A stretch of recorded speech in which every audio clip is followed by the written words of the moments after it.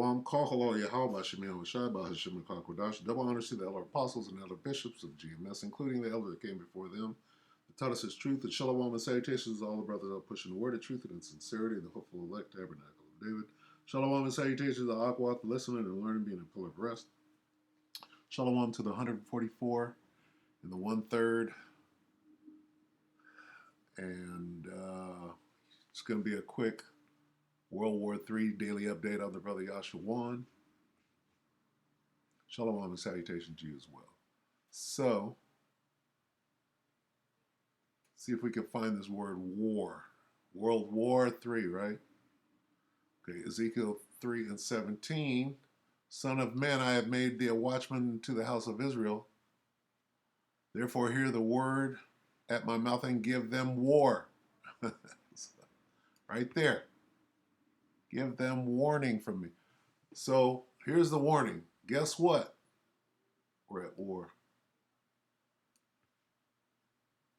We're in the middle of World War III. And diplomacy is not going to work. Right?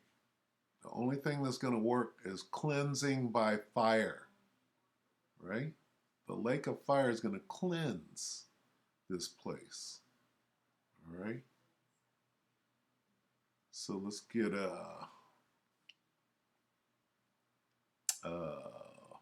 are we getting?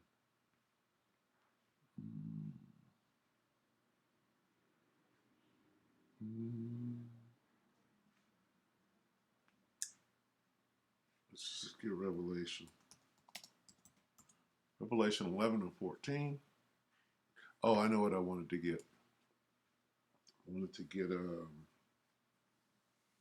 damn, I forgot again. Slovakia, bear with me. Damn.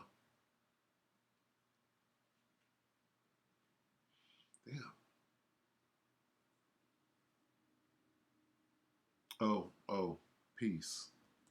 Peace, bro. And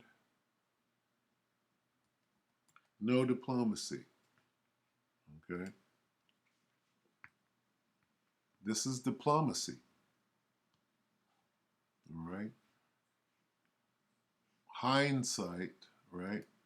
After a year and a half of fighting, where are we at with this thing? Okay, now you can look back and say, oh. And now you can look forward and say, well, where's this thing going? It's not going to peace and safety.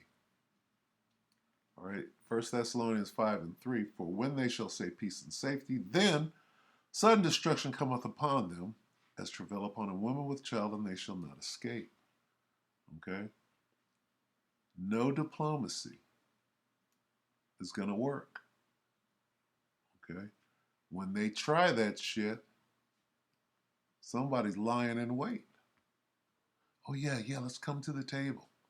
But I got a gun strapped, taped to the underside of the negotiation table. Right?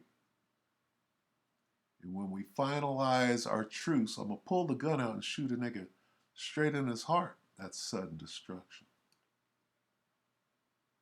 Right?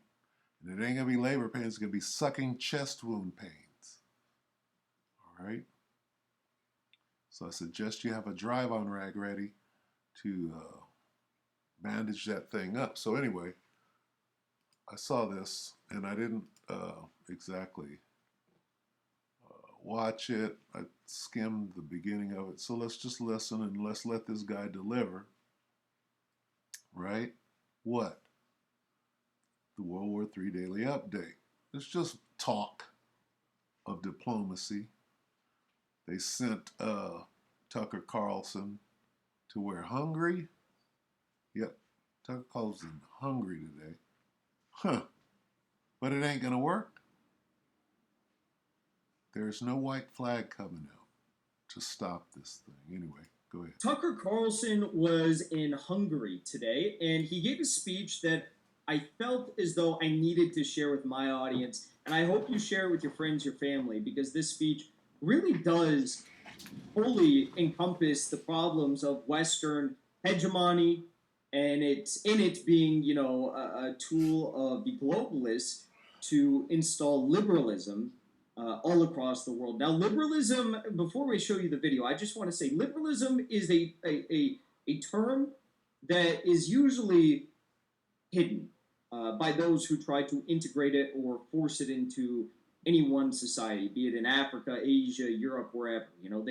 They cover it in a thick sauce of these glossy terms like we're here to bring you democracy in Iraq. We're here to bring you human rights in Hungary. We're here to bring you, uh, you know, um, whatever they say. They say all these crazy things. At its core, liberalism is a cancer on the rest of the world. And liberalism, if you hear Alexander Dugin and Secretary of State Antony Blinken, they had a debate. I think it was a couple years ago, but of course before Blinken was Secretary of State and before the Ukraine war broke out. And liberalism was a part of the debate, and they were talking about this.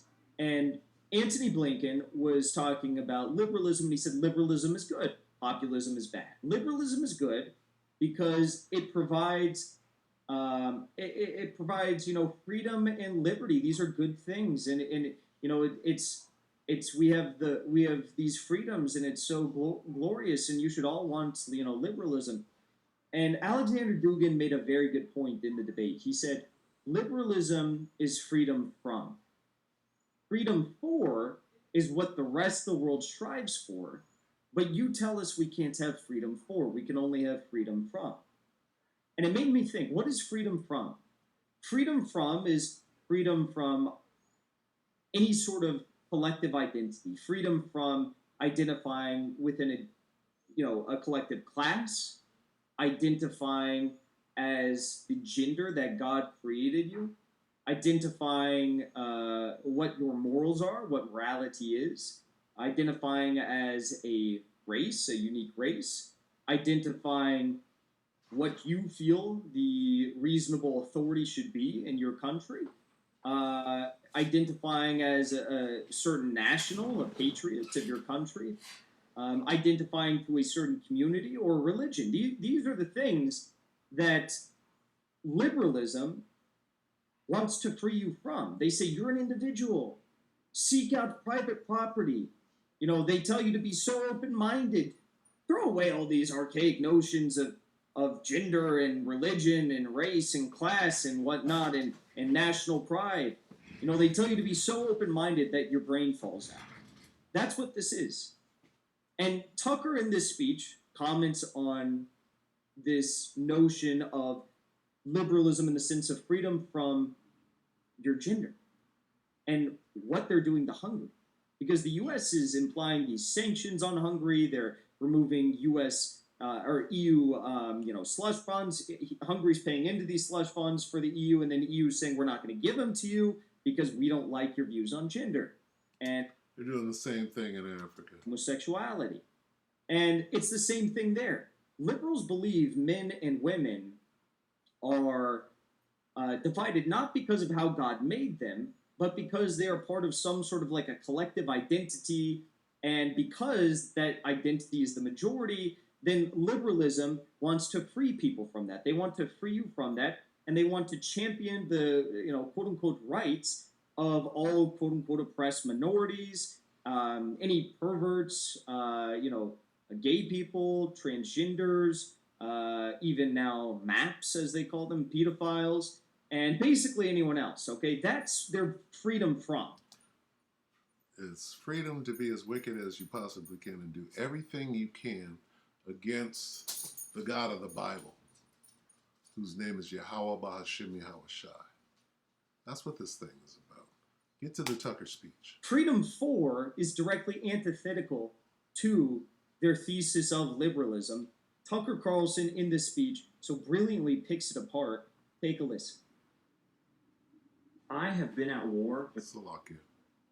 Different war here, different war. Here we go. It is so nice to be in this retrograde right-wing hellscape. This is my second time in Hungary, and both times I've had exactly the same reaction. The first reaction, if I'm being honest, is the food is amazing. The second reaction is I have no hope in this lifetime of speaking Hungarian, but I admire it. And the third reaction is this does not seem like a right-wing hellscape to me at all. It actually seems very much like the country that I grew up in. It seems like America circa 1985, where there's a big bulk of normal people who aren't that interested in politics. Then you have people on both sides who are each making their case, and there's a vigorous public discussion about that, and people disagree, but they're not on the verge of shooting each other. It's all kind of normal. That's the way it seems to me. So if this qualifies as a dangerous, rogue, right-wing country, I'm thinking maybe the terms have changed a little bit since my childhood.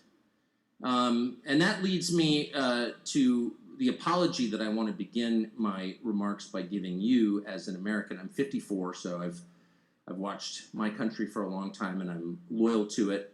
I will never leave. I don't have another passport. I love the United States. For all its flaws, as you do when you're from somewhere, it's... This guy knows the truth, too, because he got it straight from the horse's mouth, the horses being the elder apostles. Okay? So just a tidbit there. Your own family. It's imperfect, but it's yours, and so you love it. And that's how I feel about the U.S. And so I'm not in the habit of apologizing for the United States. In fact, I don't think I ever have. But the behavior of the American ambassador to Hungary makes me want to apologize. It's disgusting and inexcusable. It's also so far from the norms of diplomacy and... Diplomacy? When they shall say peace and safety. Ain't no peace and safety. But the behavior of the American ambassador to Hungary makes me want to apologize. It's disgusting and inexcusable. It's also so far from the norms of diplomacy in my country that it's hard for me to believe that David Pressman is actually doing what he's doing. And I say that as someone who spent his life, 35 years in Washington. I'm the son of a diplomat. So I have a maybe better than average sense of what diplomacy is. There will be no diplomacy. Pretty simple concept. It's the business of, often the art of, convincing other countries to take your side on matters that help you. And the entire premise behind diplomacy is countries are different. They're not all the same. They have different languages and histories and religions and cultures, and they're hard to understand. And that's why you hire people who can understand them, who speak the language, who are on some level sympathetic maybe, and then you send those people to the other country to try to convince that country, whether it's an ally or a potential ally or even an enemy, to take your side on an issue that helps you. So that ain't happening, according to the scriptures. The whole point of diplomacy is to convince other nations to take your side. The point of diplomacy is not to hector other nations for its own sake, to show up in somebody else's country and scream at them because they're different from you, because they have a different history or language or religion or culture. That is the opposite of diplomacy. It does not serve the interests of the country that sent you. It harms them. And so for a creep like David Pressman, who was not a diplomat, who was a political activist and Biden donor, to show up in your country and lecture you about your culture and threaten you because you do things differently from the way they do things where he lives, hurts the United States and is a grave embarrassment to me as an American and an outrage to me as someone who pays his salary. It's disgusting. And I would say that even if I agreed with what he was saying, it's not simply that I agree with you and don't agree with David Pressman. It's that as an American, he's not serving my interests, he's hurting them. We could stop right here. Because basically what he's saying is, I don't see any peace and safety. Peace meaning we're going to wave the white flag and we're not going to attack each other. He's saying America's tripping, and we all see it. And they're like a runaway train that can't be stopped. Okay? If he showed up, or a so-called diplomat from the Biden administration showed up and say Bahrain or Qatar or UAE or some important Gulf state, and started lecturing them about how it's wrong to venerate a 7th century goat herder, I'm not a Muslim, but I would be gravely offended by that. About the so-called Prophet Muhammad. Because it's not the business of the US government what you believe. It's not our job to tear down and assault your culture. It's the job of our diplomats to win you to our side. By saying, if you don't let the alphabet run wild, we're going to cut you off. All right? Who's doing that and why? Okay? Well, this devil knoweth that he hath but a short time, and he's trying to get everybody on his side. So it's not going to work. There ain't going to be no peace and safety. Long story short, right? Let's get this. Rev 12 and 12. Right? We'll end on this. This is Revelation 12 and 12. Therefore rejoice, ye heavens, and ye that dwell in them. Woe to the inhabitants of the earth and of the sea, for the devil is come down unto you, having great wrath, because he knoweth that he hath but a short time. This dude has to try to get his ducks in a row because he knows what's coming to him. All right? And that's complete destruction. Right? So anyway, I just wanted to go into, peace and safety is not going to work. Right? And if you hear this guy's tone, he's saying, we know. I'm still proud as all hell, but we're over here fucking up.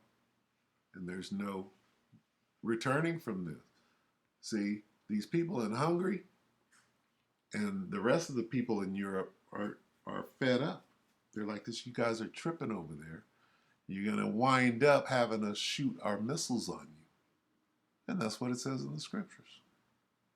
Okay? Let's get that. What is it, 14? Was it 9?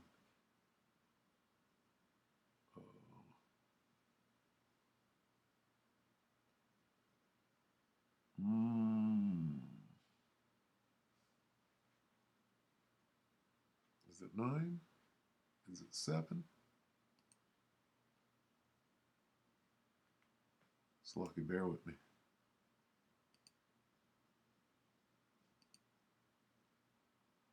Bear with me, please, Baba Shah.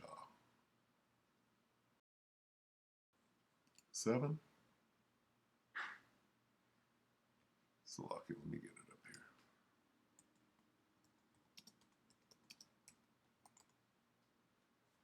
17 and 16. Salakia.